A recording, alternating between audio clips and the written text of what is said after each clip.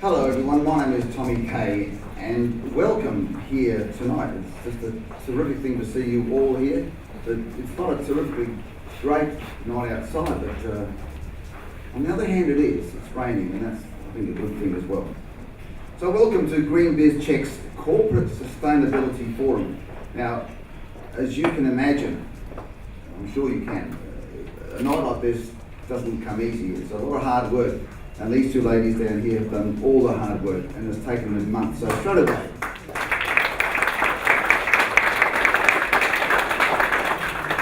I am sure you're going to enjoy yourselves tonight. You're going to benefit by being here, and I'm absolutely sure that the discussions about everything that you'll hear tonight will be of benefit to you. Absolutely. We're going to give away some prizes, auctions, and as I said, you'll learn some things as well. But first of all, let me acknowledge, very importantly, that we are meeting in the traditional country of the Kaurna people of the Adelaide Plains. We recognise and respect their cultural and heritage beliefs and relationship with this land. We acknowledge that they are of continuing importance to the Kaurna people living today.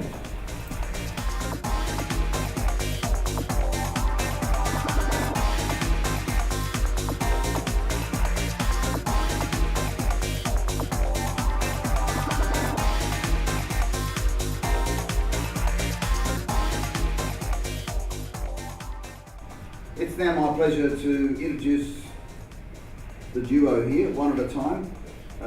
These ladies, as I said, have worked incredibly hard to make sure this night is a success, and I'm sure it will be. So please welcome from Stark Green and from GreenBizCheck, Nick and Becky.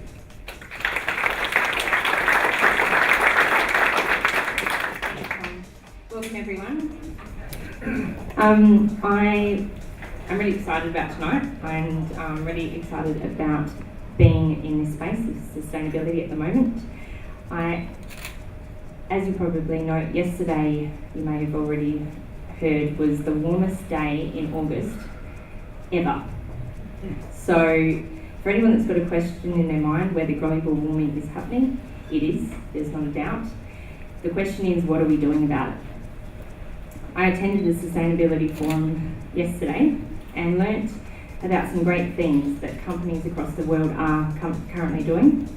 One in particular that I would like to mention was a guy by the name of Ray Anderson, who's from Interface. You may have already heard of this company. Interface are the largest carpet and flooring company in the world, and they're leading the way with sustainability. And the quite surprising thing that they pointed out was when they asked their staff what they do, so in common areas and parties, and they ask their staff what they do, their response is, I go to work every day to save the world. And I thought that was great. Yay. So really what we're realising here is that statement of saving the world is no longer a hippie statement. It's a statement of smart business.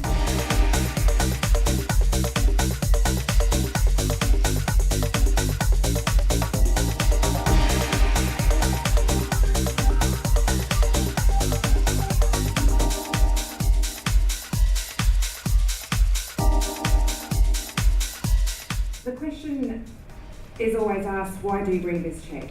For me, GreenBizCheck offers a solution for businesses to become more sustainable, but also improve their bottom line and save a lot of money.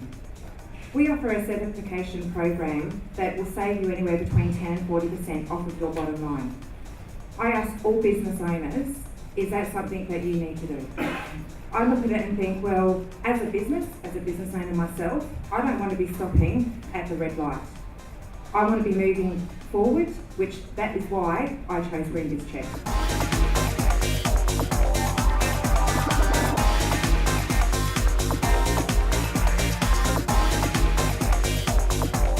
As Melissa said, I'm one of the founders, Nicholas Bernhardt, and we met on a plane actually, so I'm going to tell you a little bit of a story to make it a bit more interesting for you. Our wives went to university together at Bond University in Queensland, and we bumped into each other at Brisbane Airport, and our wives said, oh, you two would get on really well, you're both as annoying as each other, and that's how we first met, and sure enough we got on really well. We've both been in business. I actually grew up in Adelaide, so I'm really pleased to be back here in my hometown, and really proud to see Melissa taking over the whole of South Australia for us for GreenBizCheck. And Nicholas and I we were thinking, what is our next business? What are we going to do to really make a difference? What are we going to do to leave a legacy to our families? And we've been reading a lot about climate change, the environment. Tim Flannery's books, those of you who have read them, are really interesting stuff. He writes really well, and he puts a lot of the science in a way that we can all understand it and really comprehend what's going on. But you only have to travel the world to see all the pollution that's going on, factory pollution, the huge amount of manufacturing that goes on, mining, the oceans are being polluted, fish stocks are being depleted. It's kind of depressing, and we got really depressed when we were reading about it. We watched Al Gore's movie, of course, and that's really a real eye-opener. And regardless of whether you believe in global warming, climate change, or whatever, we've only got finite natural resources. They're going to run out soon, and then what do? We've got to do something. And we thought, I know, let's put our heads together. I had a background in management consulting. I used to be at Ernst & Young, and then my own consulting business in Sydney. And Nicholas was an investment banker, so he knew how to sort of finagle people that had financial backing, and he'd worked in the corporate sector a lot. We thought, I know, we need to help the corporate sector. And when I say the corporate sector, I include government in that as well, and the non-profit, non-for-profit sector. And we thought, let's develop a program so that we can help the corporate sector, which is responsible for a large amount of the emissions, if you like, that go on out there. Everyone's doing their bit in the home, but really the corporate sector is not doing too much. And the reason the corporate sector is not doing too much is because where do you start? I mean, there's so much that you can do. We're all doing a bit on recycling, and we're trying to switch the lights off, but we need to do more.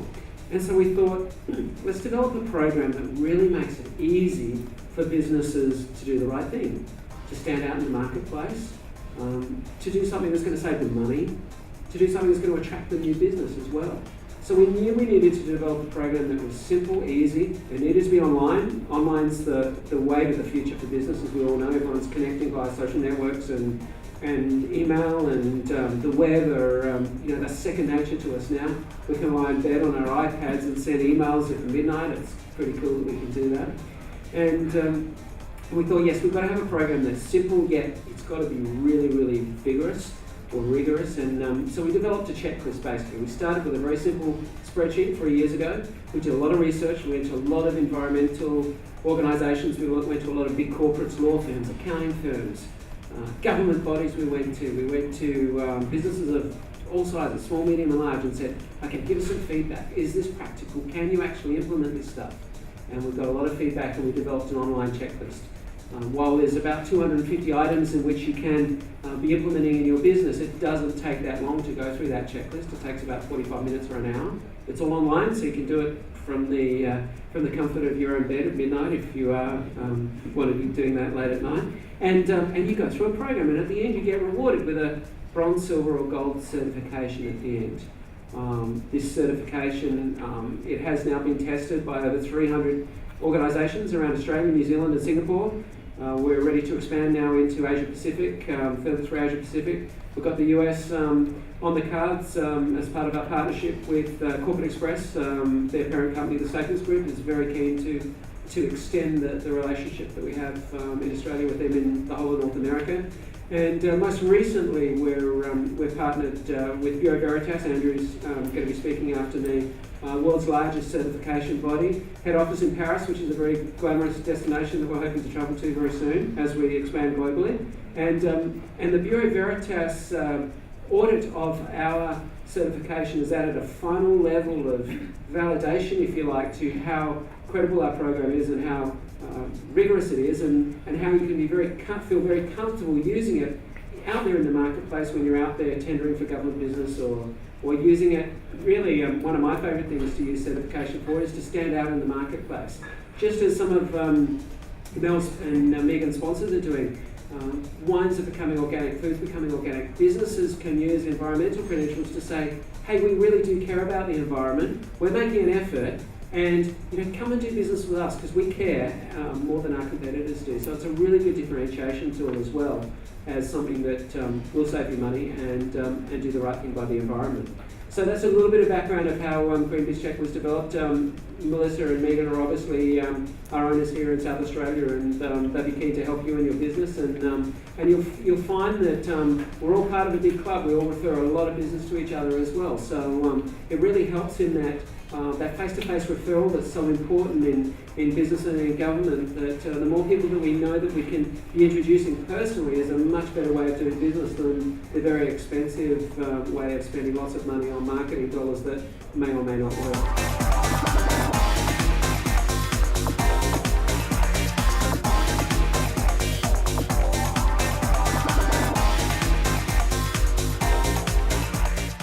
Andrew Mortimer is my name. I'm the General Manager for Bureau Veritas in Australia. I'm going to talk to you a little bit tonight about environmental management and certification. But firstly, about the company I work for, Bureau Veritas. We're the number one third-party auditing and certification body in the world. In the certification market, we certify over 80,000 companies worldwide across a number of different standards and perform audits of those companies to verify conformance to those standards. So we're, I guess, the referee or umpire in determining whether companies are compliant to relevant standards. And we haven't got any particular preference to whichever standard we audit. We're a company of auditors. Some of which have got reputations of being auditors and the kind of personality that comes with that, but we're not all the same. Everyone's individual, so don't hold it against us.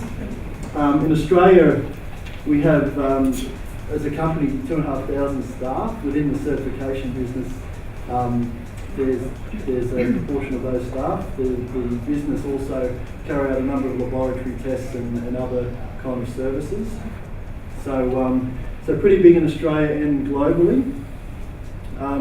It's an interesting history behind our company. Very old company, 1828 was first founded in Europe. As Tony mentioned, we're headquartered in Paris, in a very nice office in Paris. It's not a bad place to visit, so I'm looking forward to your visit there, Tony. I might come along with you. We've got an interesting logo, and a lot of the questions we get from people just generally is what's it all about? Well, there is a story behind the logo, and it's often a lot of trivia around the logo at different management conferences, and you can guarantee there's always going to be a question. So there's a question tonight about the logo at the end of the presentation, so try to remember what some of those symbols might mean. There might be a prize in it. Okay, so very quickly, what I thought I'd talk about tonight was environmental management within companies and a few different standards that apply to environmental management. Principally ISO 14001, which is the international standard for environmental management, and also touch quickly on a newish standard which is ISO 14064, which is the international standard for recording and reporting on greenhouse gas emissions, as well as the GreenBizCheck sustainability program and how that fits into the various other standards that are in the marketplace today. 14001, it's the most widely recognised standard for environmental management in the world. 223,000 organisations implemented ISO 14001 to date across a number of countries. So it's a, I guess, growing recognition of environmental management being important to business.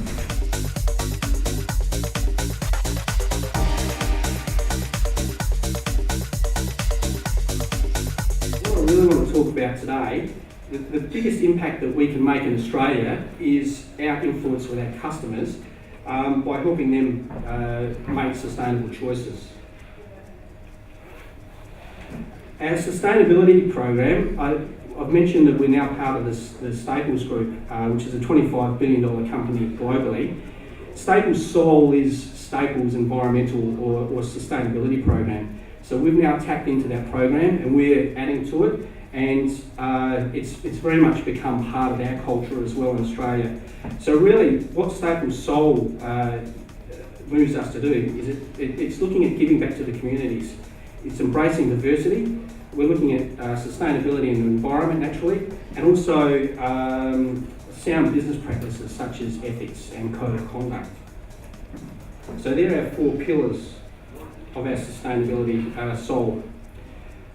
Really, the foundation of our sustainable supply chain is our ethical sourcing policy.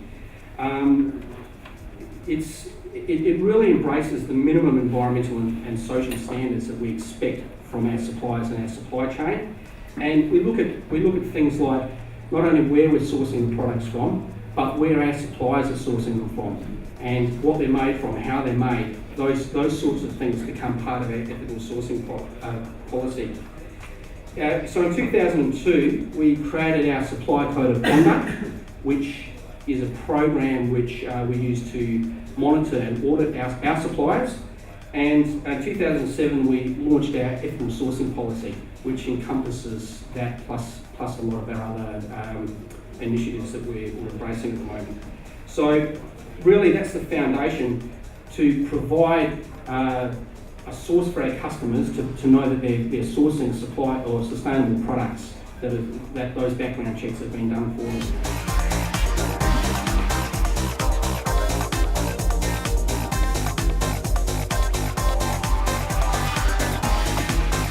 People who bought you this box from Grace Records, please give a round of applause for Dennis Redmond.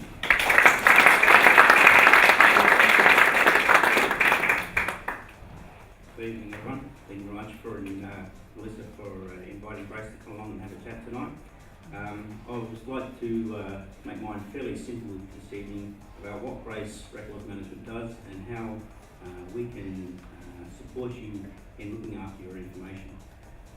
Basically, we're an archivist business. We store your business records off-site. That can be either an electronic version or in hard copy version. Or if you're looking at streamlining the processes, we're able to provide converting your hard copies over to electronic format. And that format can be provided in a range of forums that you can either use for your invoicing, like downloading your invoices onto a format that you can put directly into your payment systems, or it could be just a simple Excel format that you can extract data from and utilising it in a much more format way rather than having someone retyping it or putting it into an area where you can just save time and money. Basically, as a company, we provide services of not just the physical storage, but also things along the lines of, as mentioned earlier, in the recycling section. Destruction of your records once it's time due is something that we provide as a service here in South Australia. It's a T4 accredited service, and what that means is that we've had ASIO come through our services and our systems and do an audit on our processes to ensure that we're providing a destruction service at the highest standard. We're the only ones that actually has that credit rating here in South Australia against our other competitors, and that really ensures us that we're meeting those high standards. And at the end of that process, all those documents does get recycled here as well in South Australia. So it makes it a streamlined process, and it also gives the clients the confidence that their records are being taken care for here in the state. On a sort of comparison basis, most companies actually ship your recycled material over to Melbourne, where the shredders or other pulping mills are, and they actually destroy your contents there. So it's not a widely known view that your records aren't destroyed in the United States. You actually produce them. It's a very secure or insecure way of getting rid of your documents. So we just want to make sure that you understand that if you are using a destruction service provider, that you know exactly where your documents are being destroyed. We do that from either outside or from the documents stored on site, or we can also provide a destruction service with bins for collecting of archive cartons from your actual premises. So it has a very green component to it.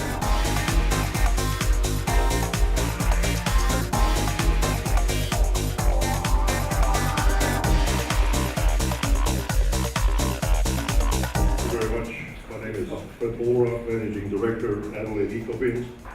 First of all, I'd like to say I think it's a fantastic idea with GreenBizCheck that for the show, first of all, that you put on. Second of all, that you're into the environment, saving the environment, because we also are about saving the environment. And I'd like to just thank you very much for the opportunity to come and be part of your group and to be associated with your company because we too are about saving our planet. The planet is each and every one of us own it. It's our planet, and it's up to us on how we treat it and what we do with all of the waste materials so that our children and grandchildren don't have to have the issues that we have today. Just a couple examples. It was talked about paper, cardboard, just some stats that are available from the Adelaide. There's a report that's been put out by the EPA, South Australia. For example, for steel, for every ton of steel products that are recycled, it saves 153,000 tons of CO2. And to replace that CO2, it would take 228,000 trees. If we planted 228,000 trees today, is how many trees we'd have to put in today just to cater for 1 ton of steel. And at the same time, the new steel, they've got to take the ore, the virgin material out of the earth. And yet by recycling it, this is what we could save. And that same 1 ton of steel is, by recycling it, would take off 35,000 cars off the road for 1 year. That's just for steel. We'll talk about food organics. For every ton of food organics, it's equal, by taking it out of the system, composting and putting it back in for carbon, it's equal to 2,400, almost 2,500 tons of CO2 saved. And to regenerate that 2,500 tons of CO2 would need 3,700 new trees planted today. And that ton of food organics, by recycling it, takes off our roads 577 cars for a year. Another one that we could talk about is the drink bottles, the plastic that are called PET drink bottles. For every ton of those bottles that we take out of the system and recycle is equal to 6,500 tons of CO2. To replenish that with trees is 9,800 trees. And that 1 ton of PET bottles recycling is equal to 1,500 cars off the road per annum. And I think now we can all understand how serious recycling is, and it needs to be done, and we must continue on with it. And I myself and our company, Adelaide Ecobins, we are joyed to be involved with GreenBizCheck, and we thank you for this opportunity, and let's continue on to save our planet.